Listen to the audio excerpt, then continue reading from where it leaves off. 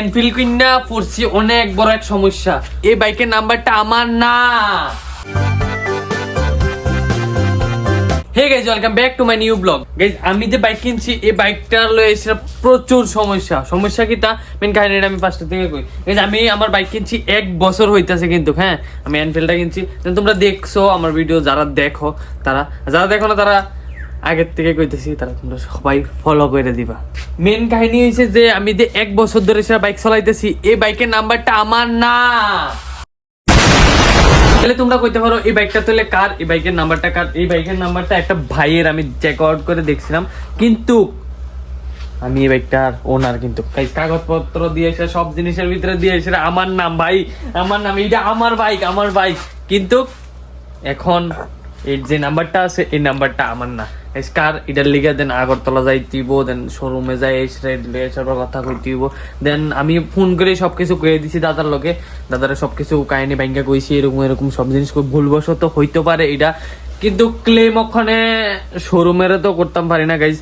কিন্তু শোরুমের ভুলের কারণে গাইজ হইছে। আর আমারও একটু ভুল ছিল। আমার ভুলটা কি, তার যে সঙ্গে আমি নাম্বার প্লেটটা পাইছি এটা চেক আউট করানো ছিল, দেন নাম্বারটা কি আমার নামে না অন্য কেউ নামে, কিন্তু দেখা গেল যে এটা আমার নামে না। তোমরা মাস্ট বি বাইক কিনানোর সময় দেন বাইকের নাম্বার টাম্বার সবকিছু চেক আউট করে লইবা। কেন আমিও আমার ভুলের লিগে আজকে 1 বছর হয়ে গেছে, দেন আমি কইতাম পারি না কিন্তু বাইক নাম্বারটা আরেকজনের, কিন্তু এখনকার আমি জানতাম পারছি। দেন ওখানে নতুন করে আবার নাম্বার প্লেট আনা হইতেছে, দেন আমার নাম্বার প্লেট আইও পড়ছে। তো আমি আজকে যাবো আগরতলাতে, যাই এই নতুন নাম্বারটা পুরান নাম্বারটা এক্সচেঞ্জ করে নতুন নাম্বারটা লাগামো, দেন পুরান নাম্বারটা তারা সেদিকে দিয়ামো। তো এখন সমস্যা উঠেছে, তারারও একটু ভুল আসছিল, দেন আমারও ভুল আসছিল। তো আচ্ছা যাক, জিরে হয়েছে তো হয়েছে। তোমরা কইতেছি গাইজ, যারা এই বাইকটাই কিনো তারা একটু চেক আউট করে সেটা নিও, কিন্তু আমার মতন ভুল তোমরা লোকও হইতে পারে গাইজ। তো অক্ষণ তো যাওয়ান লাগবো, তো তার আগে দিয়েছিলাম একটু রেডি হই, তো একটু ইনস্টাগ্রাম স্টাইলে রেডি হম গাইজ। তো গাইজ ফাইনালি রেডি হয়ে গেছি, এখন বেরিয়ে যাবো আগরতলা। আমার লোকে যাইবো একটা হিরো আইস, এমনিতে আমার মতন সেম স্টাইল করতেছে তেও। আর আমার ভাগিনা আমার বাবুর দোকান পর্যন্ত যাইবো, তারপর আবার বাড়ি যাই ফিরবো গাইজ। তো এদিকে আমার কি উঠে রেডি হয়ে গেছে গা। তোকে যখন বাইরে যাই রাস্তাতে তোমরা লগত হইব, এমনি তো অনেক লেট হয়ে গেছে। চলো গাইস, দেখা হইতেছে সামনে যাই। তারপরে 2 হিরো মাস্ত যাইতেছি গা বাইক লয়ে। এখন আছে গাইস গান্ধারের কাছাকাছি, মানে অমরপুর টু উদয়পুর যাওয়ার রাস্তাটা।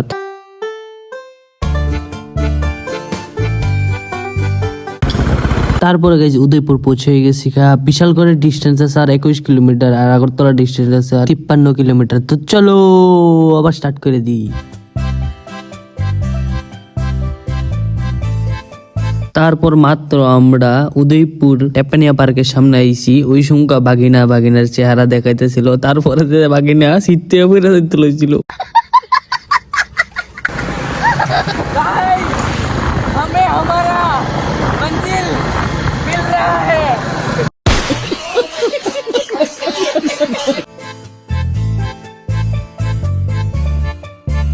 তারপর গাইস আমি এই পড়ছি সিপাহীজলা, সামনেই সিপাহীজলা পার্ক, এদিকে সব এনিমেল গুলো দেখা যায় আর কি। মনে কইতেছে যাই সেটা মাসেরা ঘুরে আইতাম, কিন্তু না, লেট হয়ে যাবো, এদিকের থেকে আবার ব্যাক করতে হইব।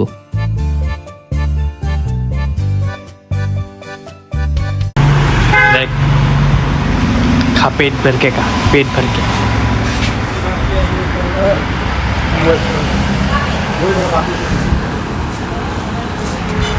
কো কিতা কইতেছিলি?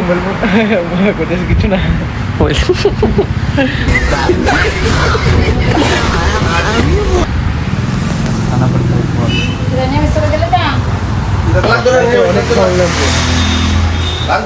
মনে রাখতো, কিন্তু পরের দিন আগুনও লাগবে।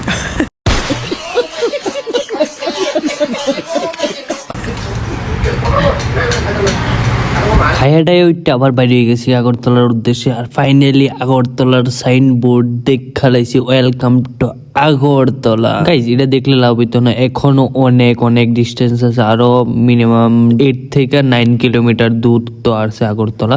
তো যাইতিব এন থেকে আগরতলা থেকে, দেন আবার আমার শোরুম আরো অনেক একটু দূরে আছে। তো মাস্ট যাইতে থাকি গাইজ।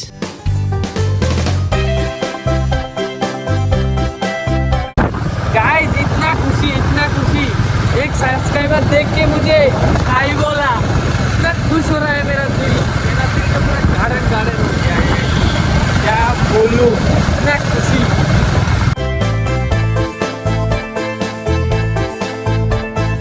তারপরে গাইছে আমরা এই পড়ছি শোরুমে, আমি আর আমার ভাগিনা। দেন এদিকে দেখো গাইস কিতা লোক, মানে বাইকটি ছোট ছোট মিনি মিনি বাইক কিতা সুন্দর মানে সাজাই রাখছে। ও আসাম পড়া ভাই ভাগিনা পুরা লাইকি টাইকি দিতেছে। তো দেন আমি ওখানে ওয়েট করতে গেছি, তারা ওয়েট করুম। দেন তারপরে যাইছিল আমার যে কার্ড নাম্বার প্লেট সব কিছু লয়ে এসে দেন কথা কমে। এর আগে আমি সবার লোক কথা কয়ে এসেছি গাইজ, যেটার লেগে এতক্ষণ ধরে অপেক্ষা করতেছি। আমার কার্ডটা আয়া পড়ছে, রেজিস্ট্রেশন কার্ড। দেন আর নাম্বার প্লেটটা অনেক দেরি, এটা হইলেই শেষ, কমপ্লিট হয়ে যাবো পুরা কাজ। তারপরে চিল মারতাম, একটু কফি দিয়ে গেল, কফি খাইতাম। কিন্তু আমার লগে যে পার্টনার এসে পার্টনারের কফি দিছে না গাইজ। পার্টনার তো পুরাই মন খারাপ আসতেছে ও গাইজ। তারপরে তার লেগেও কফি आई বসছে मस्त, देखो हीरो के जैसा लेके बंदा खाएगा। तो उसने मुझे SMS किया, तुम्हें देखा हो रहा हूँ दुख। अरे भाई हिंदी কইতে শিখে আমি, দেখো SMS করছে, বিস্কুট কি দিত না আমরা রে। কি করে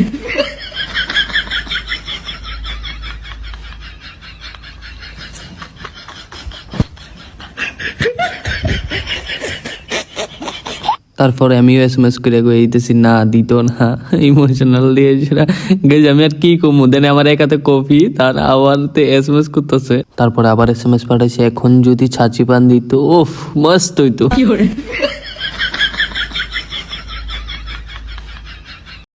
कैसे कैसे लोग रहते हैं यार यहाँ पर। गाइस শাখা এসে এত ঘুমাইছে, তার শাখা ঘুম দিছে।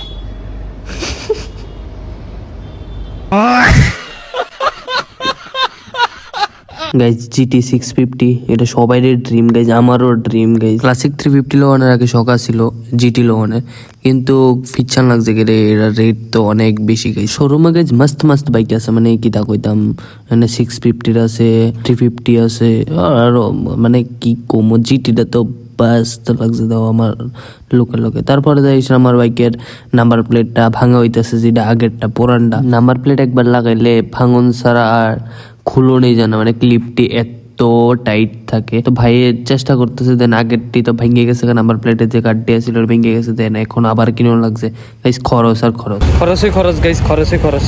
তারপরে গাইস সামনেরটা লাগানি হয়ে গেছে, দেন এখন পিছনেরটা লাগাইতেছে। তো এখন গেছি গাইস আবার আমার ব্রেক শু লাগানোর লিগে, মানে আমার না সরি বাইকের ব্রেক শু।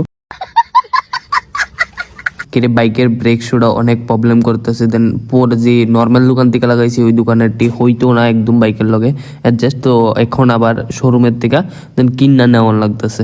তো এখানে ভাই লাইছি অনেক কম দামে পাইছি। গাইস আর ভালো লাগতেছে না বাইক চালাইতে, আর একটু দিব না, এবারে রেস্ট লাগবে গাইস।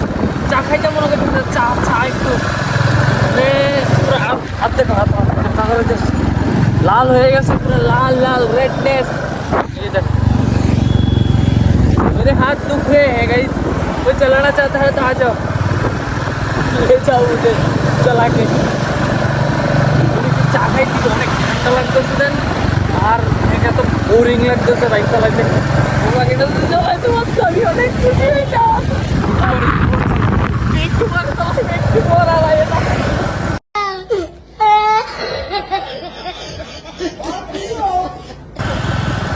চা দোকানে দেখতাম, চা দোকানে লোকে চা দোকানে যে দেখা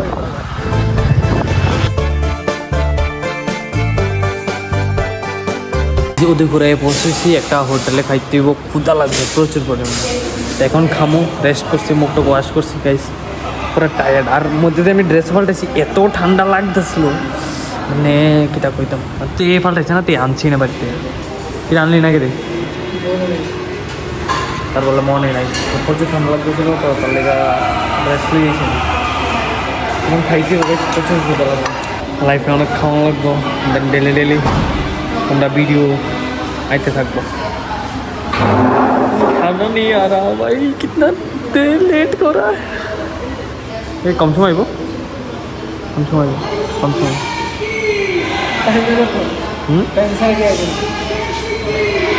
বেশ একটা শর্ট ভিডিও আছে, এটা দেন আমি পোস্ট করলে তারপর আবার দেখা হইতেছে। দেন এই টাইমটার ভিতরে খাওয়ানটা আয় এলো, তারপর আবার তোমরা লোকের কথা হইতেছে। পরে এসে গাইজ এসে পড়েছে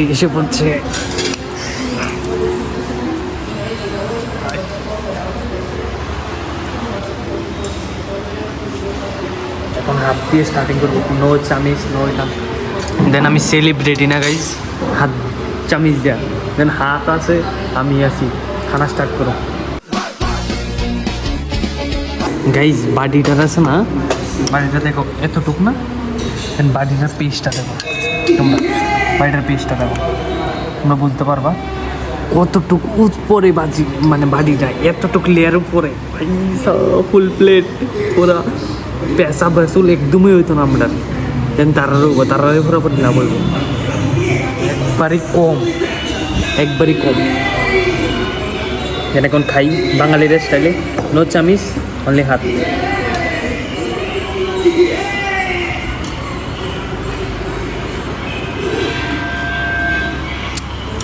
সেই সেই খুব ভালো লাগছে গাইজ, সেই লাগতেছে, খাইলি।